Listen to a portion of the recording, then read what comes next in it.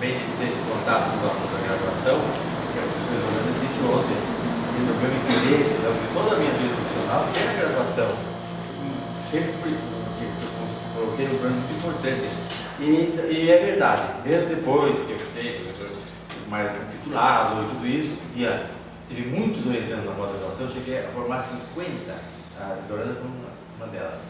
Mas a graduação sempre foi muito importante. Então, só quero encerrar logo, porque aconteceu uma coisa muito gratificante na minha vida quando eu terminei meu último dia de aula. Eu dei aula até no diurno e no noturno, nunca deixei de dar aula na graduação, nunca, nenhum semestre, nada. Então, no meu último dia de aula, foi em dezembro de 2006, estava estudando muito história, eu terminei a última aula, que era o encerramento do semestre, e fui surpreendido que os alunos me aplaudiram, né? E tudo bem, né? E 2 dias depois, eu recebi no meu e-mail uma mensagem assim, que eu não sei nem o aluno, acho que assinou, mas nem me lembro quem é, diz assim: professor, eu gostaria de agradecer os 5 anos que eu estive aqui na USP e que convivi com a sua presença como meu professor na aula, na graduação. E disse assim: nós todos ficamos comovidos com a sua paixão pela geografia. E isso nos deixou muito emocionados. Eu agradeço isso que eu recebi do senhor nesses anos que eu estive aqui. Eu achei isso uma coisa fantástica. O que o professor pode desejar mais do que uma coisa dessa? Uma manifestação espontânea de um aluno da graduação. Professor Conde, ser o senhor um dos que vivenciou de perto a transição entre a denominada geografia clássica tradicional e a geografia crítica. Estando inclusive no evento de 1978, em Fortaleza, que marcou historicamente o movimento de renovação da geografia brasileira. Qual a sua leitura desse momento, e qual o seu sentimento pessoal e a respeito desse momento? Essa pergunta é uma pergunta muito importante, mas eu acho até delicado eu responder da maneira mais rápida que eu puder, porque naquele momento você não tinha nem nascido ainda, foi em 1979, depois completou-se em São Paulo o processo de mudança da AGB, Associação dos Geógrafos Brasileiros. Foi isso que aconteceu em Fortaleza, na Assembleia Nacional da AGB, e aí houve um movimento naquele momento político, digamos assim, interno da entidade. Vou ter que resumir, porque senão a história é muito grande, né? Ocorreu em Fortaleza, naquele instante, eu era secretário-geral da AGB. E aí houve um movimento assim, de rebeldia, de rebelião contra a situação da estrutura da AGB que vigorava naquele momento, que foi considerada por esse grupo uma estrutura não antidemocrática, porque a escolha dos dirigentes era feita por um pequeno grupo, chamados sócios efetivos, e eles queriam todos participar e queriam introduzir. Por detrás disso estava a questão da geografia. Vinha a chamada geografia crítica, que é uma geografia de inspiração marxista, vinha ganhando terreno na geografia do país todo. E nesse momento, eles tiveram por detrás desse movimento eu chamo assim de derrubada da velha AGB e implantação de uma nova, que foi o que aconteceu. E aí implantaram, paralelamente no plano acadêmico, a geografia crítica como hegemônica na geografia brasileira a partir daquele momento. E isso prosseguiu. Agora, qual foi a minha posição naquele momento? Eu vinha de outros tempos, né, eu sou formado em 1958, imagina quantos anos, né? Eu não gosto nem de dizer porque eu estou ficando velho sob protesto, né? Muito bem, e eu então tinha tido uma formação distinta. Os meus professores da USP, a USP foi onde começou a geografia no Brasil, e eram todos de inspiração da geografia francesa, porque os professores vieram da França para implantar o curso de geografia aqui, em 1934, mas eu não sou dessa época. Então eles aqui permaneceram algum tempo, e os professores que viriam a ser depois dos meus professores tinham toda essa formação francesa. Foi a que eu recebi, que era a geografia chamada de Vidal de Lablache, que privilegiava os estudos dos gêneros de vida, e que estudava a geografia regional, era muito importante, né? Então eu tinha essa cabeça. Depois, evidentemente, quando evoluiu, eu eu participei de um congresso internacional de geografia, foi o único que aconteceu no Brasil, em 1956, no Rio de Janeiro. Até hoje não houve outro, né? Foi um congresso muito importante na história da geografia mundial, porque ele teve uma abrangência nacional, mas eu não vou contar muito sobre isso, porque é muito grande a história. Então, a minha cabeça era essa. E eu não estava achando muito interessante essa mudança que eu percebi que estava acontecendo. Isso já estava nos anos 70, imagina, né? Eu disse, não, acho que a geografia não deve ter um viés nem predominantemente marxista, nem predominantemente positivista, nem predominantemente funcionalista. A geografia deve ser plural. Mas eu estava numa minoria, porque o grupo que defendia a implantação hegemônica da geografia crítica estava se tornando cada vez mais importante. Então, quando chegou nessa Assembleia de Fortaleza, eles assumiram a liderança do movimento político daqueles dias. E de que forma? Eles, do público, começaram a exigir, movimento de massa, né? Exigir participação. Nós queremos eleger também o novo diretor, mas o Estatuto não permitia. O Estatuto dava esse direito aos sócios titulares. Então, havia dois candidatos a ser dois novos presidentes da GB. Então eles diziam, não, nós queremos que eles compareçam aqui e comuniquem para nós qual é o plano deles. Quem eram os candidatos, professor? Era o professor Marcos Alegre e o professor do Rio Grande do Sul, como é que chama o nome dele? Aqui não foi o eleito, foi o eleito Marcos Alegre, de São Paulo. Tá? E aí eu, como secretário, estava na mesa, né? Eu disse, mas isso aqui não tem lógica. Eu estava falando em absoluta minoria contra aquela massa toda. Eu falei, vocês não vão votar, vocês não podem votar, porque o estatuto não dá para vocês. Podemos mudar o estatuto, mas isso é uma outra etapa. Mas nessa eleição vocês não podem votar, porque quem vai votar são só os titulares. Então, o que eles vão declarar que é o projeto de governo deles? Não são vocês que vão votar. Eles têm que declarar isso para os que vão votar, que são só os titulares. Mas eles estavam querendo mudar a situação. Não, nós queremos saber, e eu estava em minoria cada vez menor. Até meus colegas diziam, não, mas é bom que eles fiquem sabendo. Eles não vão. É como se o governador, candidato a governador de São Paulo, viesse para o Ceará para apresentar os eleitores do Ceará o que ele vai fazer no governo de São Paulo. Eu disse isso lá. Isso não tem nenhuma lógica, porque os eleitores do Ceará não vão votar nele, e vêm votar são os eleitores de São Paulo. Então como é que vocês querem que o candidato venha falar para quem não vai votar para eles? Mas eu fui vaiado até vaiado, né? Então os candidatos disseram, não, nós concordamos em falar, falaram, apresentaram o projeto deles, eles se lembram do outro candidato. E depois nós queremos mudar, né? Era um movimento revolucionário mesmo, né? E aí houve depois então a eleição feita só pelos sócios titulares, que era o que o estatuto determinava, e veio o resultado da eleição dizendo que tinha sido eleito o professor Marcos Alegre de São Paulo. Mas tudo bem, mas agora nós vamos convocar uma reunião para mudar o estatuto. E isso foi feito. Isso vai ser já o ano que vem, em São Paulo. E isso aconteceu. Chegou em São Paulo, no ano seguinte, houve essa Assembleia Geral para a mudança dos estatutos. Só que, para a mudança dos estatutos, só tinha direito a voto também os sócios titulares, segundo a objeto. E eles estavam ocupando todo o anfiteatro na USP, e diziam, vamos votar. Eu disse, mas vocês não podem votar, porque eu já falei de votar a minha postura de coerência, né? Eu estava também, já não era mais o secretário da entidade, né? Eu disse, está aqui o professor Marcos Alegre, que vai presidir essa reunião de reforma dos estatutos, que vai durar 2 dias, vai ser reformado, tudo muito bem, conforme. Mas só que quem vai votar são só sócios titulares. Foi inútil eu dizer, né? Não, todos nós vamos votar e depois, no segundo momento, os sócios titulares votam. Mas era para votar o que eles tinham decidido. Era esse movimento que vocês conhecem muito bem.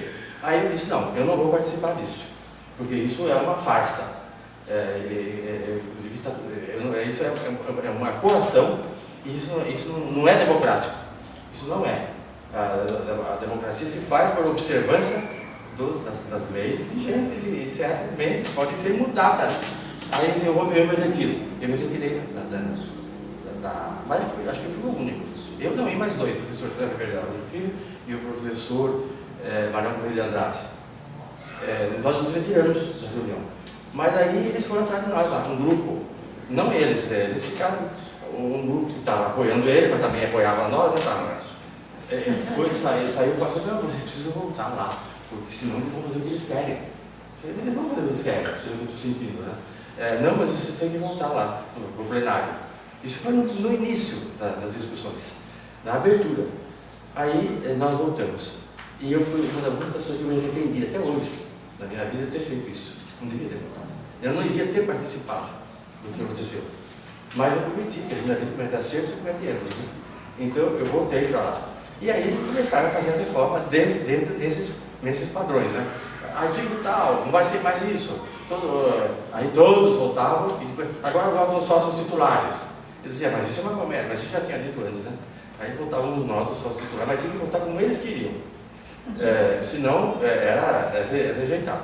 Então só vou contar um detalhe para poder não complicar muito a minha fala. Quando foi para abolir o sócio titular, foi abolido, né? Deve ser um privilégio, uma coisa muito antidemocrática. O sócio titular, como é que se chegava a sócio titular? Todas as sociedades científicas da época eram assim. Era aquele que já tinha trabalho publicado, que já tinha alguma contribuição.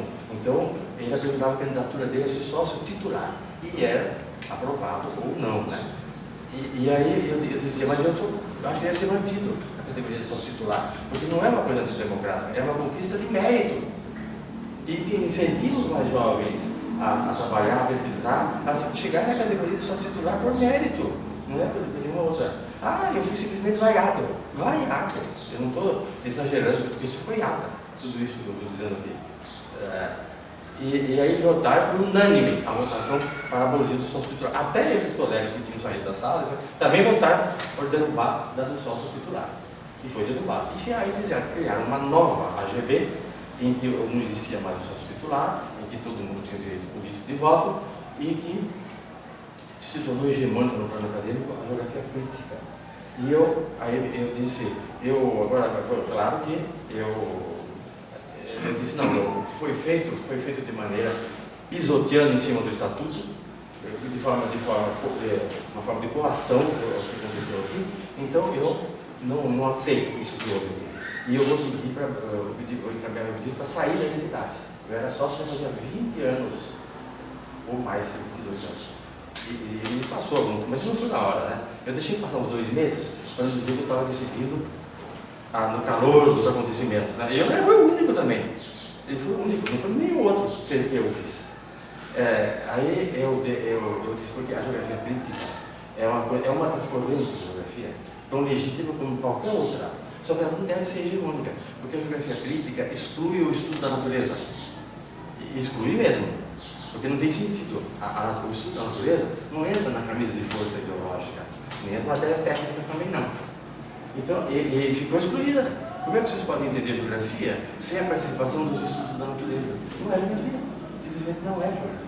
Então, eu não posso aceitar isso como geógrafo que eu sou. No primeiro congresso que eles organizaram, digo eles que fez o novo grupo, né, com a nova AGB, a geografia física e a cartografia estavam ausentes da pauta. Isso aconteceu em Porto Alegre, no ano 82. E no ano seguinte foi a mesma coisa, estavam eles ausentes. Então começou a voltar aos poucos. Então é por isso que eu me contrariamente, porque foi na acadêmica, eu achei que isso não era, que estavam de serviço à geografia. Só que eu fiquei em minoria, e aí caminhando de demissão da entidade. Porque a minha posição é bem clara, sempre foi.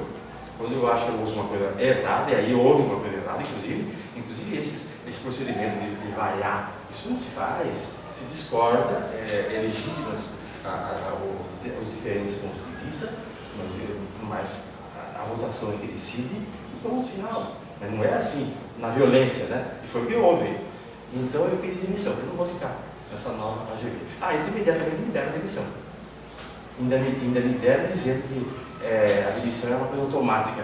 Eles não tinham, não era verdade. Já tinha havido na história da AGB casos de professores que caminharam de demissão, e a demissão foi discutida e não foi aceita. E a minha foi aceita imediatamente. E eu fiquei fora da AGB durante 22 anos. Olha que isso era sério. Porque a AGB era e é, agora voltei. A AGB é a entidade mais importante, representativa do geógrafo no país. Eu não podia pôr nem no meu currículo. porque eu era sócio da GB, eu me pedi para sair e saí. E nunca mais fui às assembleias, que eu não faltava em nenhuma. Tinha ido em 20 assembleias, nunca mais fui. Aí quando eu fui, 22 anos depois, eu não dei muito tempo, né? Por isso que eu fui, a minha vida aqui foi até 70 anos. Aí aconteceu a GB de uma pessoa. E aí tinha, no mês de julho, veio o secretário da GB de São Paulo, entrou na minha sala, disse: professor, nós estamos aqui para uma passagem para o senhor ir para João Pessoa. Eu não sabia nem o que estava acontecendo, eu não participava mais. Eu disse: mas eu não vou para João Pessoa, para a GB, eu não vou, nem vou apresentar trabalho, não vou para lá. O que é que você está dizendo que eu tenho uma passagem para ir para lá? Aí sabe o que era? A GB tinha me incluído para me homenagear. A gente decidiu que ia fazer uma sessão de homenagem aos 9 maiores geógrafos brasileiros.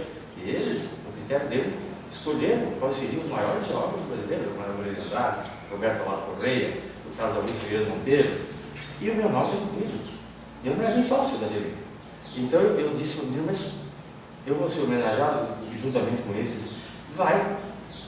E eu fiquei absolutamente surpreendido, né? E fiquei muito até emocionado, né? Que eles reconheceram o meu trabalho, muito embora eles soubessem. Se bem que nessa altura, os daquela época já nem estavam mais, mas eles sabiam da minha história, e mesmo assim eles levaram em conta que eu era importante como para a geografia. Isso eles, apesar de. E me puseram essa homenagem entre os mais importantes do país, que até eu acho que houve alguma injustiça, que outros como o professor Arminio Bimuniano, outros, então o mais importante que eu, e não ficaram na lista, e eu fiquei.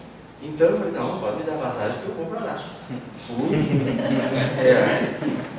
Fui homenageado, agradeci a homenagem muito, e não contei mais nada desse passado que tinha acontecido. Eu virei a página, e aí voltei para São Paulo e encaminhei um pedido de reaproximação. Eu queria ser readmitido na GB, porque eu achei que era o momento de eu fazer a minha parte, né? E aí fui readmitido na GB e fiquei. Isso passou. Eu tive uma tempestade na minha vida, né, que passou. Até hoje eu não sei se eu fiz errado, mas foi isso rigorosamente o que aconteceu. E por coincidência eu fui em Fortaleza, né?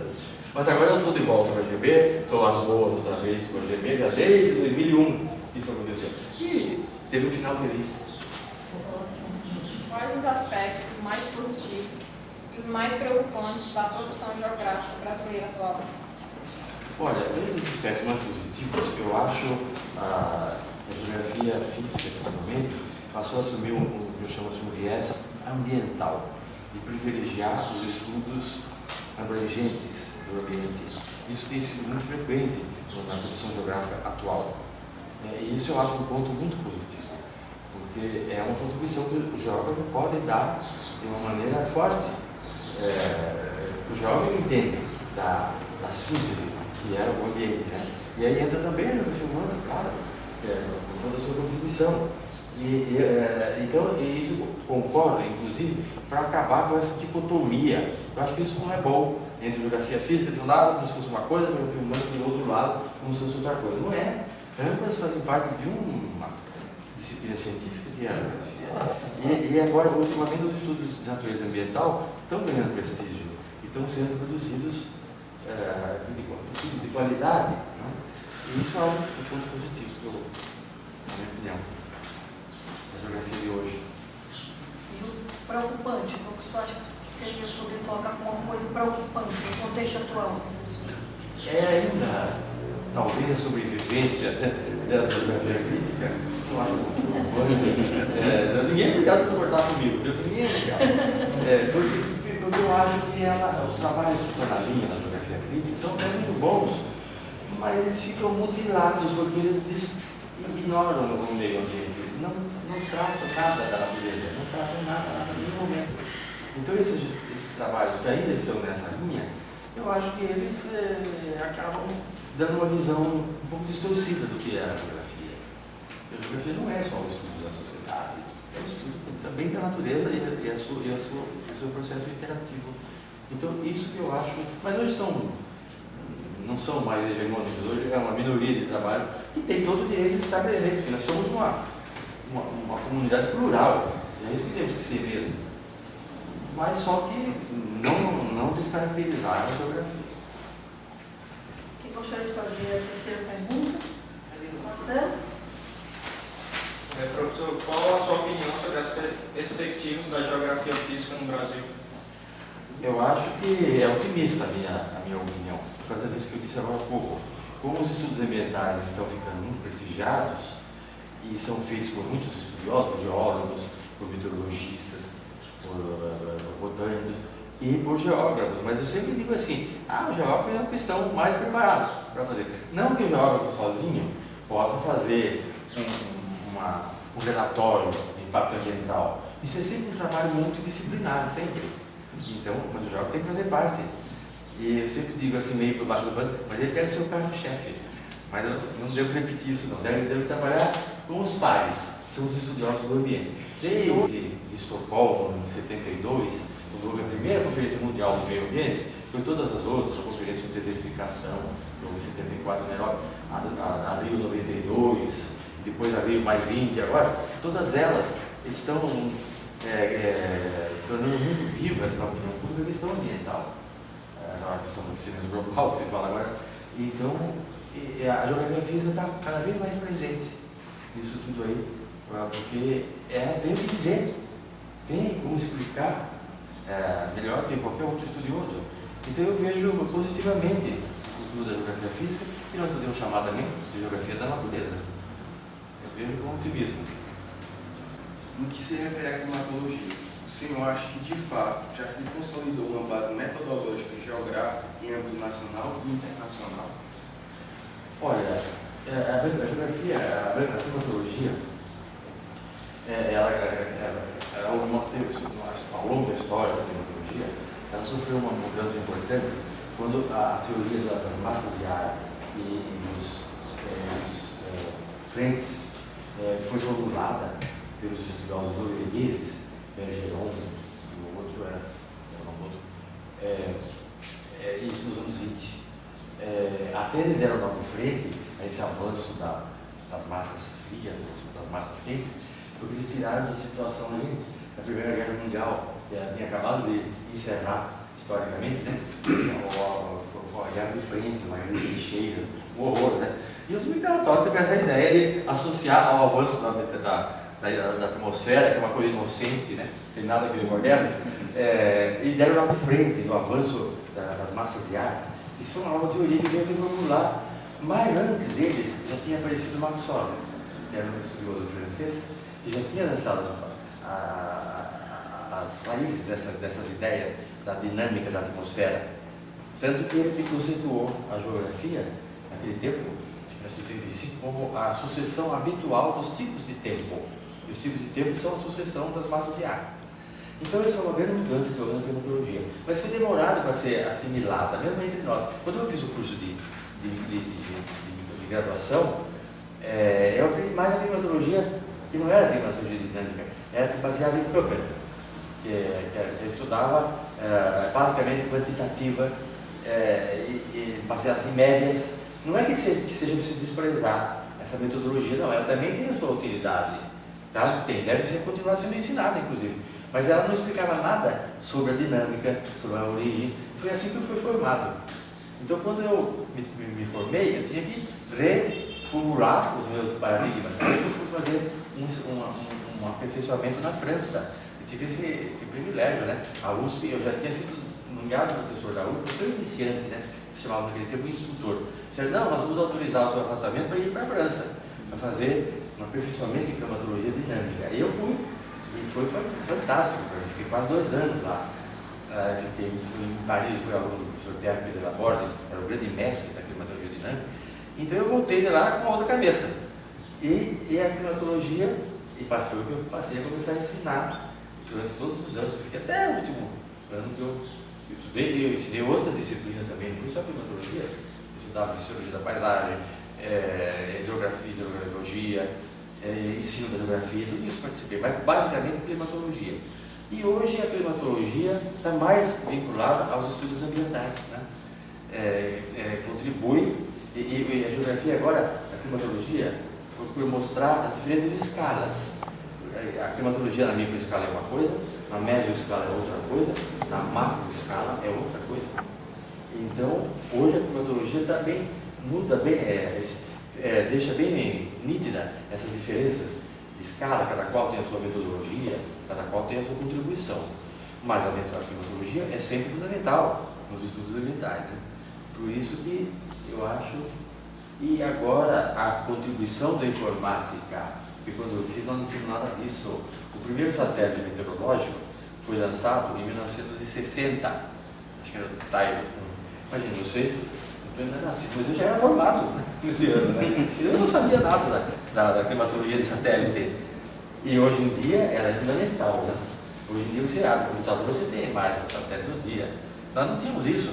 Nós mostrávamos para os alunos a carta sinóptica, que era feita com base em dados de superfície. E foi isso que eu trabalhei muitos anos. E depois eu tive que me adaptar à geografia, à climatologia do satélite. E hoje você tem a temperatura do planeta, a temperatura da superfície dos oceanos, o sensor remoto, imediatamente, a tempo real, né, dado pelo satélite. Por isso que a climatologia tornou-se muito importante, porque essa informática foi importante para tudo, mas para a climatologia ela foi um avanço assim, imenso, né, por causa dessa visão global que ela oferece. Então, o senhor acredita que já existe uma base consolidada metodológica de uma climatologia geográfica já? Já, sem dúvida. Que é uma climatologia que se distanciou bastante da meteorologia, que é outra coisa a meteorologia. A meteorologia de estudo física de nuvens, a diâmetro dos grãos, das gotas de água. Ela só vai precipitar quando tem 4 milímetros de diâmetro, mas isso é coisa do meteorologista. Agora, importante também. Agora, o climatólogo não. O climatólogo leva em conta o espaço e o reflexo que tem sobre o espaço e a organização do espaço dos processos atmosféricos. Então, o climatologista tem que conhecer também a questão da organização do espaço, tanto a organização natural, relevo, geomorfologia, a hidrografia, escoamento, a posição do relevo de vertente, abala-vento, assalta-vento. Isso, o meteorologista não se preocupa com isso. Já o climatologista se preocupa de maneira prioritária para saber a posição de fundo de vale, de depressão. Aqui, a depressão são áreas onde chove menos, de forma geral. Onde chove, depressões sertanejas, são as áreas mais secas, né? Aqui nós estamos numa depressão. Então, isso é a climatologia geográfica, que não ignora a superfície em toda a sua diversidade, tanto natural quanto aquela que foi introduzida pela sociedade. A urbanização, os espaços agrários, a climatologia leva em conta isso tudo. A urbanização, por exemplo, modifica as condições do microclima, criando chamadas ilhas de calor. Isso é típico da climatologia geográfica, da geografia, da climatologia urbana. Então, e a climatologia, agora nós temos os congressos de climatologia, agora já faz tempo, desde o começo dos anos, no final dos anos 90, né? A cada 2 anos se reúne o Congresso Brasileiro de Climatologia Geográfica. E aí os trabalhos são todos nessa linha, que é importante. Então nós estamos contribuindo com uma coisa nova agora, que é a climatologia, o estudo do espaço e de como ele se organiza em função dos processos atmosféricos, cheias, grandes estiagens, etc. Professor, então, só aproveitando aqui, professor, dizer também nessa evolução, a gente tem que ver que hoje existe também há alguns anos a geomorfologia climática. Sim, né? é claro. É exatamente você explicar determinadas partes do relevo em função do clima, né? Perfeitamente. Eu posso explicar aqui, né? Mas no meu tempo de graduação nós já aprendíamos assim, na USP, a geomorfologia climática. E é muito importante a atuação do clima da atmosfera na modelagem. Como o senhor vê o atual sistema de pós-graduação da CAPES? Olha, eu acho que a CAPES tem um papel importante para coordenar a pós-graduação no país todo. Eu acho que é bom que seja isso, que exista esse comando acadêmico a partir da CAPES, a partir de Brasília, né? Para organizar a pós-graduação, inclusive fazer as avaliações dos programas. Os programas têm interesse em ter um bom desempenho, a ter avaliação positiva da CAPES, porque ter avaliação positiva recebe mais recursos em forma de bolsas, em forma de recursos para a pesquisa. Então eu acho que, de forma geral, foi uma coisa bem concebida, essa CAPES, essa organização da CAPES. Há poucos anos atrás, uma universidade de Lisboa entrou em contato conosco na USP para estabelecer um convênio na pós-graduação deles com a nossa. Eles queriam receber alunos e mandar alunos para nós. Nós achamos interessante, tivemos em Lisboa, uma comissão na Universidade de Lisboa, não prosperou o acordo por causa da questão da CAPES, porque eles não estavam sujeitos às avaliações, aos modelos propostos pela CAPES, obviamente que não. E nós não estávamos sujeitos aos modelos da pós-graduação da União Europeia, que são fixados pelos acordos chamados Acordo de Bolonha, que é uma empresa de CAPES lá, que controla, que faz o modelo da pós-graduação na União Europeia. Então acabou não prosperando essa ideia. Mas a CAPES é bom, eu acho bom que lá. Às vezes se queixa, meu programa não foi bem avaliado, não foi muito justo, essas coisas sempre existem, né? Mas de forma geral é bom. Ela tem tido um desempenho positivo na pós-graduação do país. O senhor acha interessante, por exemplo, professor, essa redução drástica que houve do tempo, tanto para concluir uma dissertação como uma tese? Que antes era um tempo bem mais longo, né? Que se tinha... Isso eu acho um pouco delicado, porque na USP eram 9 anos para fazer o doutorado. O professor José da Silva demorou mais ou menos isso aí para a tese dele. Até o professor Carlos Augusto, não sei se vocês conhecem, que é muito bem-humorado, ele dizia, eu não aguento um aluno 9 anos, nem um casamento hoje não dura isso, né? Então assim, e era longo o período, né? Eu acho que ele estava no 7 anos. Depois foi reduzindo. Agora, é bom porque proporciona a abertura de maiores vagas, né? Entrar novos candidatos. Mas, ao mesmo tempo, o ideal seria, para fazer em tempo curto, como se exige agora, o ideal seria que o aluno tivesse bolsa. Que todos eles tivessem bolsa. Porque é muito difícil, ele está numa idade de casar, construir família, ele precisa ter vida profissional. Então fica uma situação conflituosa, difícil de resolver na vida dele. Ele quer fazer doutorado, mas ele tem que ganhar vida, ele tem que dar aulas, então ele fica uma situação difícil. Então o ideal seria que as bolsas fossem para curso, realmente, mas que houvesse recursos para todas elas todo candidato ter bolsa, o tempo todo. É um sonho, né? Mas eu acho que assim é que deveria ser. Então, professor, nos últimos anos a geografia mudou muito e muita gente acredita numa crise da geografia. É muito difícil ser geógrafo nos dias atuais, porque você não tem espaço para trabalhar na prefeitura, você não tem espaço muitas vezes na própria sala de aula. E eu gostaria, não que o senhor previsse o futuro, mas que o senhor dissesse o que falta para a geografia despontar e tomar o seu espaço na sociedade. Eu sou do tempo que ainda não era regulamentada a profissão de geógrafo, que acho que foi no ano 77, por aí, 78, veio a regulamentação. Hoje existe uma lei, diz a carteirinha do CREA, que o geógrafo tem, mas nesse tempo não havia ainda isso, né? E agora, mas a criação da profissão oficialmente admitiu-se que seria um passo muito grande para o geógrafo entrar no mercado de trabalho, mas na verdade não foi. Foi assim, digamos, uma panaceia, que é a palavra que você diz, né? Porque a presença do geógrafo no mercado de trabalho se vai mais pelo que ele pode oferecer, pela sua competência, pela sua contribuição profissional, do que pelo fato de existir ou não uma carteirinha profissional. Então, é preciso que o mercado de trabalho sinta a necessidade do geógrafo, para poder ele estar presente lá. Nessa época, por exemplo, os deputados em Brasília tinham votado o projeto de regulamentar a profissão de geógrafo. Eu posso falar porque sou desse tempo, então houve um deles que mandou um pedido para nós. Eu quero que vocês nos mandem recortes de classificados de jornal, onde está escrito precisa de geógrafo.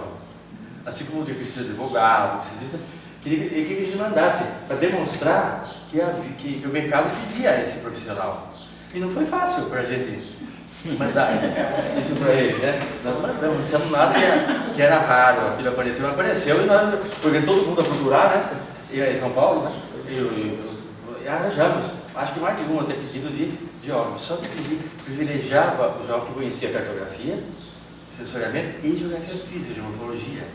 Mas isso, o deputado não entende disso, ele vai achar que é o geógrafo.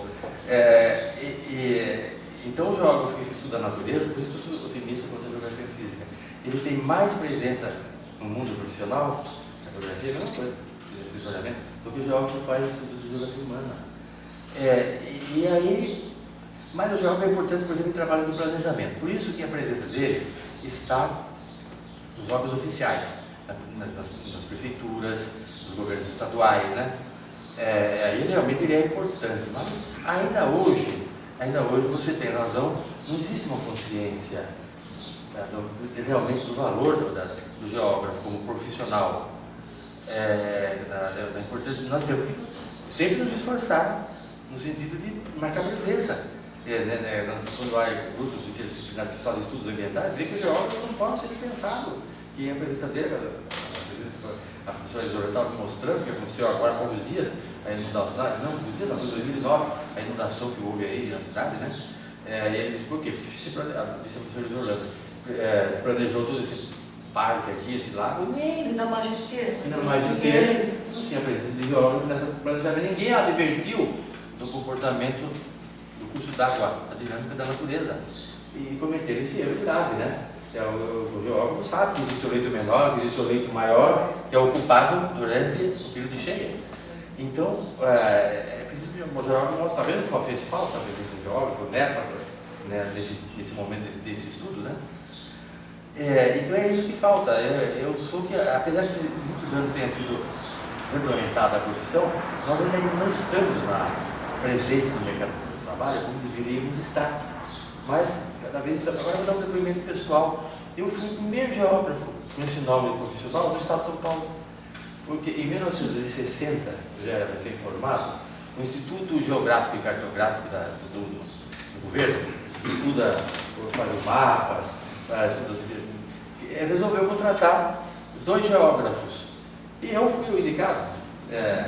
E eu até me afastei da sala de aula, a contragosto, eu sempre gostei muito da docência, mas falei, não, vou ter essa experiência. Fui para o Instituto Geográfico e Cartográfico de São Paulo para ser geógrafo. Mas chegando lá, a tarefa que eles nos davam era de estudar as divisas municipais. Esse município está reivindicando anexar esta parte do território. Então dava para nós os geógrafos para estudar se isso tinha, para estudar só qual seria o traçado da nova divisa, que eles faziam antes sem um geógrafo, né? Só que nós chegamos lá e nós fazíamos um estudo no local para ver a área de influência, para ver a trajetória da população, e aí nós dizíamos, não, essa parte não pode ser anexada, tem que ser uma parte um pouco maior, ou então menor, em função desse estudo que nós fazíamos para a população, que era uma contribuição nova nossa, né? E aí depois nós ampliamos, mas nós não gostávamos muito disso, não, porque achávamos muito empobrecedor se estudar só isso, né? Mas como essa área que nós fizemos o estudo do interior de São Paulo, nós fazíamos de todo o estado de São Paulo, já havia uma área de São Paulo coberta de cobertura aerofotogramétrica, não era todo o estado, hoje é tudo, né? Teve uma parte, nós pegamos essa cobertura que estava dos arquivos lá do Instituto Geográfico e Cartográfico, e eu e os geógrafos decidimos por nossa conta fazer um estudo da geografia, do uso do espaço daquela região, com base nas aerofotos. Nós tínhamos feito um curso de aperfeiçoamento de como trabalhar com fotografia aérea, que não tínhamos no meu curso de graduação, não tínhamos ainda isso nos anos 50. Então eu fiz como um curso suplementar, e eu, mas isso é a outra colega, fizemos vários estudos durante o período que tivemos lá como geógrafos, estudo do espaço, do uso do espaço, dessa área que já tinha levantamento, para dar uma contribuição, está até publicado depois, uma contribuição realmente como geógrafos. Depois eu fui convidado para ser professor da USP, 3 anos depois, aí eu deixei esse cargo lá, ficou outro no meu lugar, e eu voltei para a universidade, porque eu gostava mesmo da docência, né? E da pesquisa, mas até da docência. Aí eu voltei para a universidade. Então, nessa época foi que se inaugurou a presença do geógrafo na administração de São Paulo. Mas era com essa finalidade de fazer divisas municipais, etc. Então, até agora, hoje o geógrafo tem uma presença muito maior, né? Mas é preciso ainda conquistar. Com o trabalho, com o estudo. Para a gente finalizar, eu gostaria de fazer essa última pergunta. Professor, essa é uma mensagem que você pode deixar para nós, né, para os geólogos. Bom, a primeira mensagem é de parabenizá-los por terem escolhido geografia, porque isso foi uma escolha acertada. É só um detalhe que eu não tinha contado quando eu entrei no curso, era um diploma só, História e Geografia, que vinha desde a fundação da USP em 34. Então já fazia mais de 20 anos, eu entrei em 55. Então, mas no ano seguinte veio uma lei federal que separou e criou só nesse ano, nos anos 50, que foi criado o diploma de geógrafo e o diploma de historiador. E nós que tínhamos entrado pelo diploma antigo, podíamos optar, podíamos continuar, como a metade continuou, sair com o diploma de história e com o diploma de geografia. E aí os outros ou poderiam optar só por história ou só por geografia. Eu disse, eu vou optar só por geografia.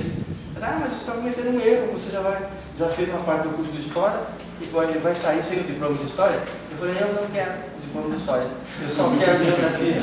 Eu quero fazer geografia ao longo da minha vida. Né? E disse, mas você está errando. Eu falei, não, eu não sei, nesse momento eu jovem, com 20 e poucos anos, pode cometer erros, né? A vida toda você comete erros. Né? Mas o jovem mais ainda, porque não tem a experiência. Você vai cometer um erro? Eu falei, não, eu não estou errado não, eu quero ser geógrafo, sem nenhum demérito à história. E aí eu fui e terminei só como geógrafo. Até hoje eu não me arrependi dessa decisão que eu tomei aquele dia, né? Que foi muito bom, muito positivo, eu abracei a geografia como opção de vida, né? Então por isso que eu acho que vocês estão certos na escolha que fizeram, a primeira coisa. E a segunda mensagem que eu dou é que vocês estudem, levem a sério, estudem, isso é fundamental, porque a qualidade do formado conta muito, muito, muito, e vocês vão prosperar depois na vida profissional em função disso, em função desses anos que estão passando aqui na graduação, já que vocês levem a sério a orientação dos seus professores, orientação bibliográfica. Hoje vocês têm a informática, hoje não já faz tempo, para mim é hoje, mas para você faz tempo que você já tem, né? Que é uma fonte de informação importante, muito importante. Vocês se dediquem a isso de cabeça, porque é isso que eu aconselho. Obrigado.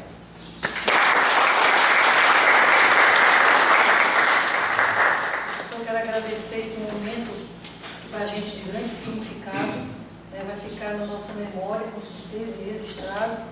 Eu fiz questão mesmo que a gente tenha esse momento, porque é um momento rico de intercâmbio, principalmente de registro dessa memória e dessa experiência.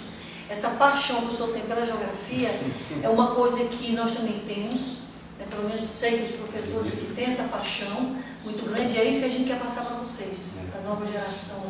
Essa paixão pela geografia, pelo estudo, por querer sempre mais conhecer mais. Não é à toa que a gente às vezes exige bastante, não é exigir por exigir, mas é que vocês sejam, né, tenham essa mesma perspectiva geográfica que o professor tem, que nós temos, né, e essa coisa da natureza, né, da geografia física, que esse grupo que predominantemente trabalha com geografia física, que é não encarar a natureza apenas como uma rugosidade do espaço, que é o que a geografia crítica no seu estágio, na sua fase inicial, tentou passar. A geografia como uma simples rugosidade do espaço. E a geografia física, né? Ou seja, a natureza. E ela não é. A natureza não é simplesmente uma rugosidade do espaço. Pegando as frases de Elisée Reclus, né? O ser humano é a natureza adquirindo consciência de si mesmo. Então, a natureza é muito mais do que isso, é a nossa base de existência, nós somos esse reflexo, nós somos produto, nós somos uma das traduções da natureza. E o olhar geográfico da natureza é importantíssimo, principalmente no mundo atual, com as questões ambientais.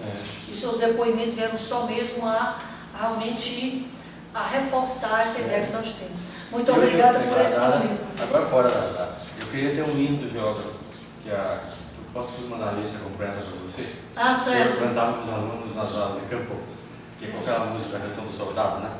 E é mais ou menos assim: nós somos do vale em V, fiéis geógrafos, não sei porquê. Nas trilhas da verde mata, só da rancheira falta gravata. Relevo após relevo, vamos seguindo e vale subindo. Mas quando surge um terraço, ninguém mais liga, é só cansaço. Relevo hostil do meu Brasil, tem dó de mim, cansado assim.